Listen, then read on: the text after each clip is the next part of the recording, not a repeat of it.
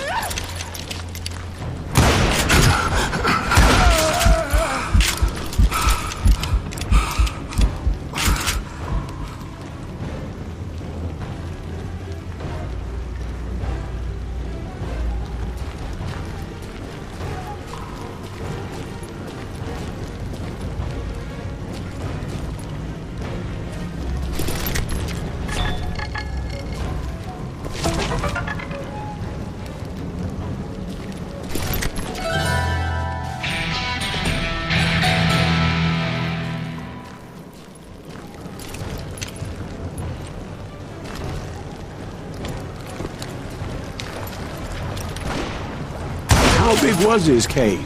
Big as hell, Ben. Chiricahua had hid out there during the Indian Wars.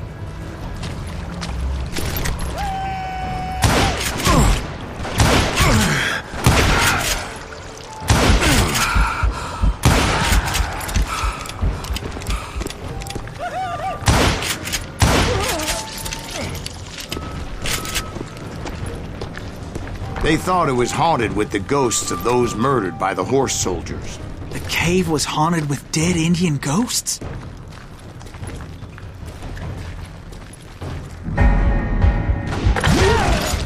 To be honest, I was more concerned with the live ones than the dead ones.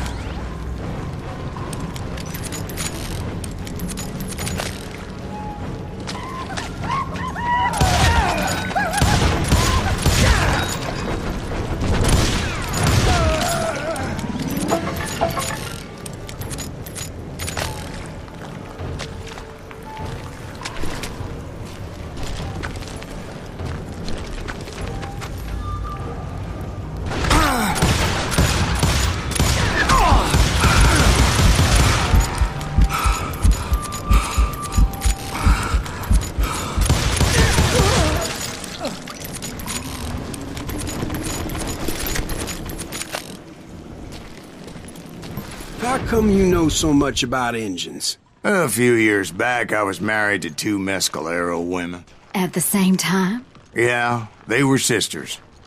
Polygyny is traditional among the Mescalero. So what happened? Oh, I had to get out of there. Those girls never shut up. Both of them nagging at me all the time. Drove me half crazy. Haven't seen them since. No, I mean, what happened with Grey Wolf? Oh, well, I pursued him into the Cave of Death. I came upon this flooded grotto, and that's when I saw him.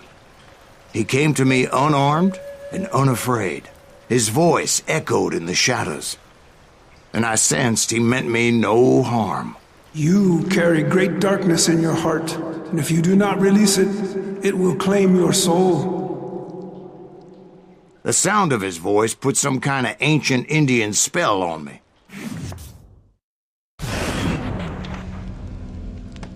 As his story unfolded in my mind, You will come to this place again and kill many more men, and the darkness will grow until it consumes everything that you are.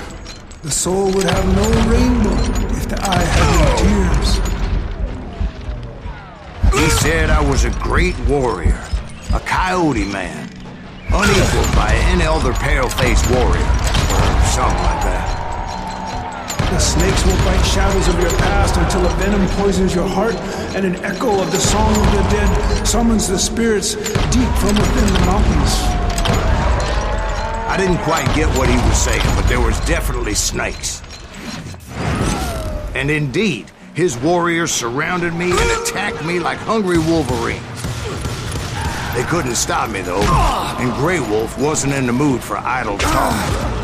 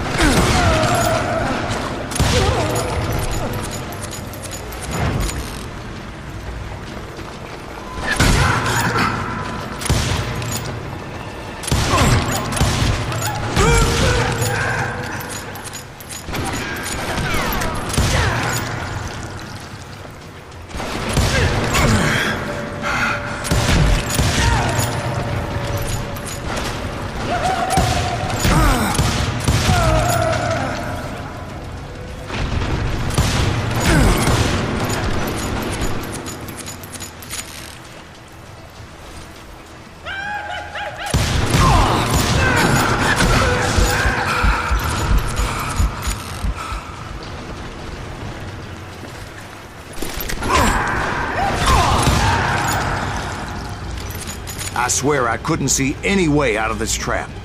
But suddenly, one just appeared. Kind of like a miracle.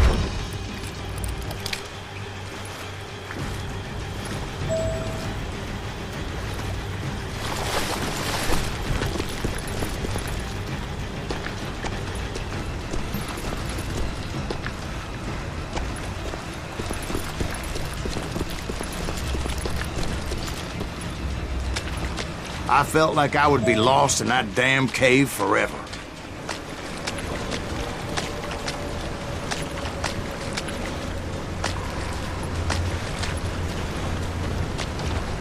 Finally, I found myself back outside, perched on the edge of a precipice, overlooking a thundering whitewater river. To get where I was going required several leaps of faith, but no way in hell I was turning back.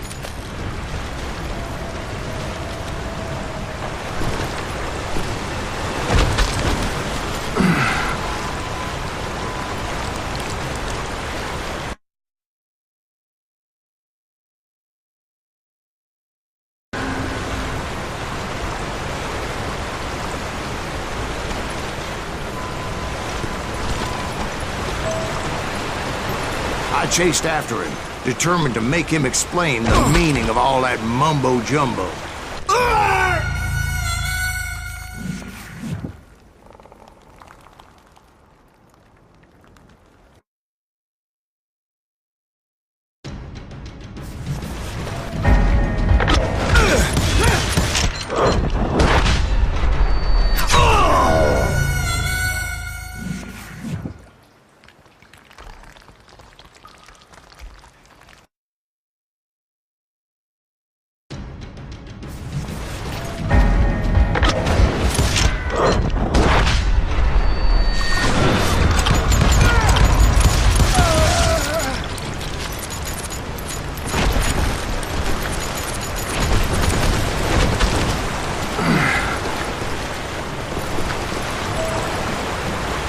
I chased after him, determined to make him explain the meaning of all that mumbo-jumbo.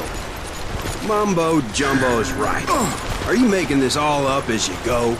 A few details may be fuzzy, brother, but I am relating exactly what happened to me. There were dozens of Apache warriors aiming at me from on high. Dozens?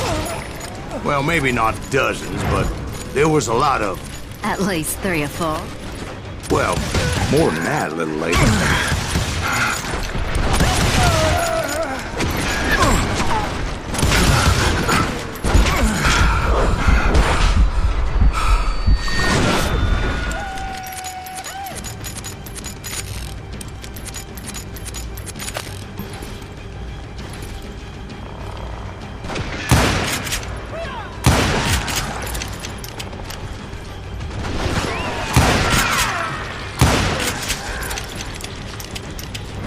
I had a steep climb up creek ahead of me and scrambled up those rocks like a mountain goat. I was determined to locate Grey Wolf and find out exactly what the hell he was trying to tell me.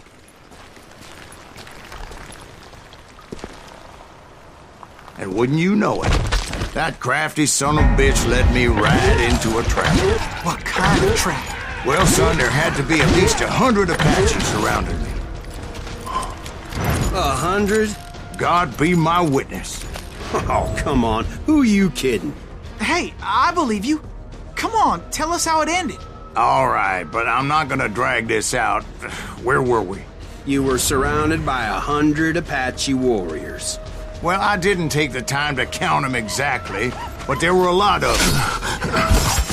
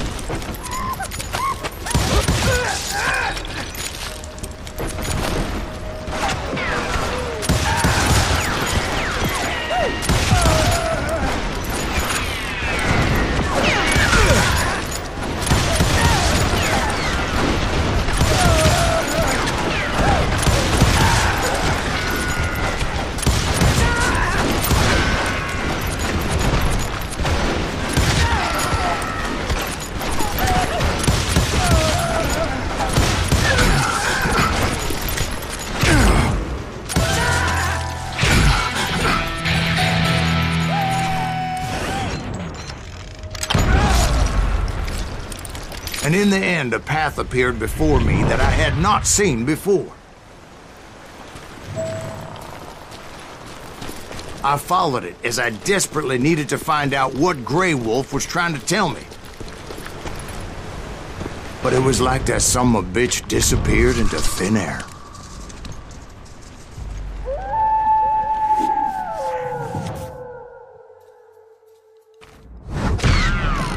Never did find him. And never did collect my goddamn bounty.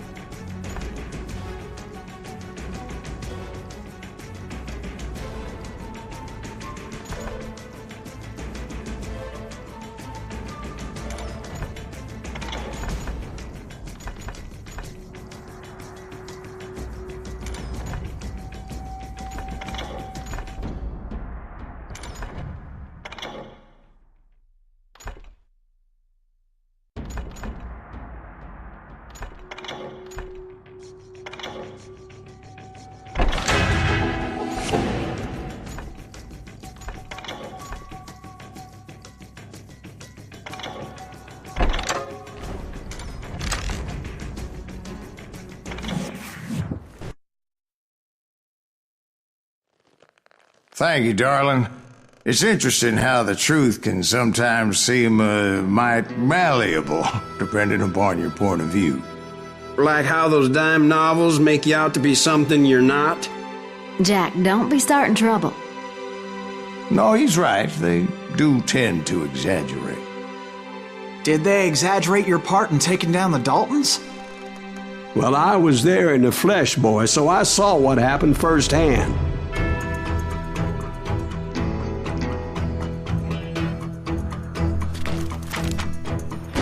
Those Daltons were lawmen once, before they all went bad, robbing banks and trains clear across the territory.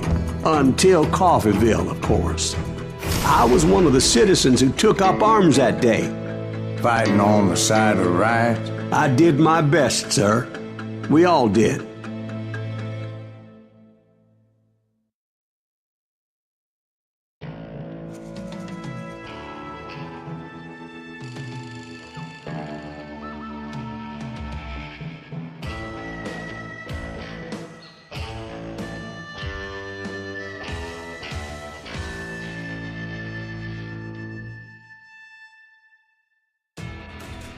It was early morning. One of my friends was a local gunsmith, and he handed out firearms to anybody who'd take one. You see, the Daltons got it in their heads to rob 2 banks at the same time. 2 banks on the same damn street. He can't stand against the Daltons. Story was Bob Dalton's girl was always riding him about how he had no ambition. Oh, you're nobody next to Jesse James, she'd say. Finally, the bastard took his brothers to Coffeyville just to shut her up. Right. It's always the woman's fault.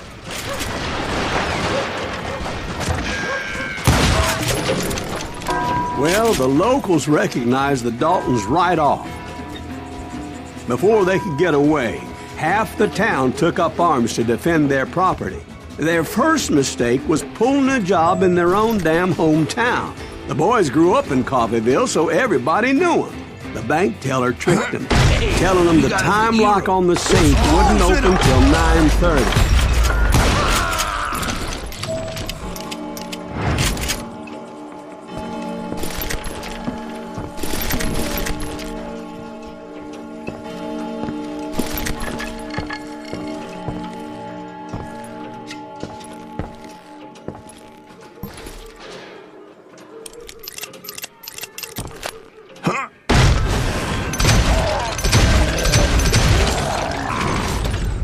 The brothers paid dearly for their stupidity, but everybody knows they had it coming. There's more to it than that.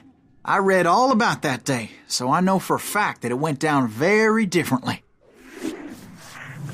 First of all, it was high noon. A posse of U.S. deputy marshals were on the rooftop across the street. Get ready, boys. They're gonna make a move. The lawmen had been tracking the Daltons for months. Now they finally had them dead to rights. Among them was a bounty hunter feared by many a lawbreaker. This man had no intention of letting the Daltons slip away. They met an adversary that day who had no fear and offered them no quarter. The marshals tried to get the Daltons to surrender. They'll give up eventually. We just gotta wait to suck the bitches out. This bounty hunter knew that the brothers were far too proud to ever lay down their guns. He went in there alone to confront those criminals. One of the marshals shouted, "Where are you going? Are you crazy?" Hey, where do you think you're going, dumbass? That rifle's mine. But he paid him no mind. He saw a way to get around to the back of the bank.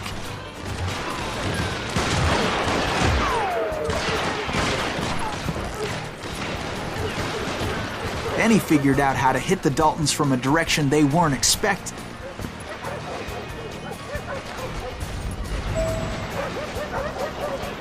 From above. Fortunately, a water tower was right there.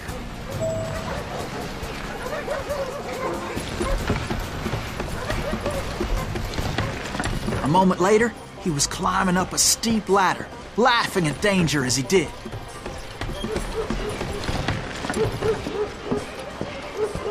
It was brave men like him who risked their lives to tame this wild country.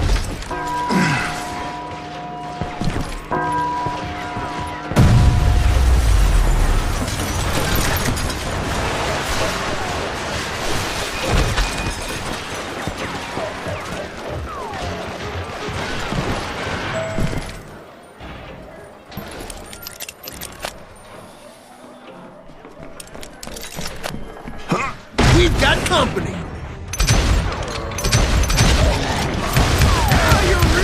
Heroic men like him, who did what other men couldn't or wouldn't to make this country free. Like Jim Bowie, Davy Crockett, who died defending the Alamo.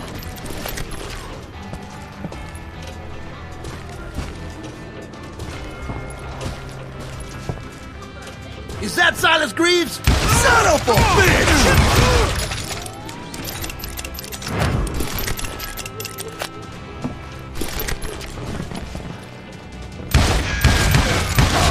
That's right. Good. I can.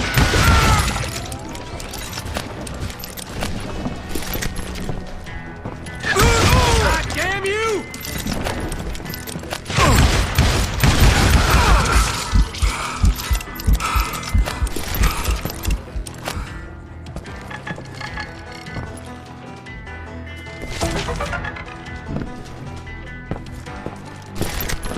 Over there!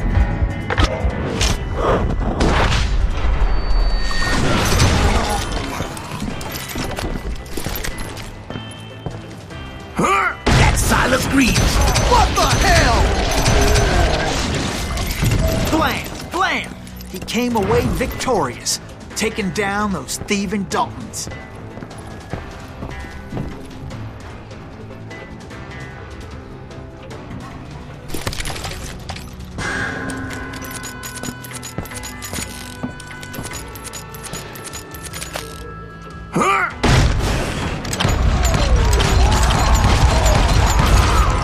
His name was Silas Greaves, and when the dust finally settled, he was the last man standing.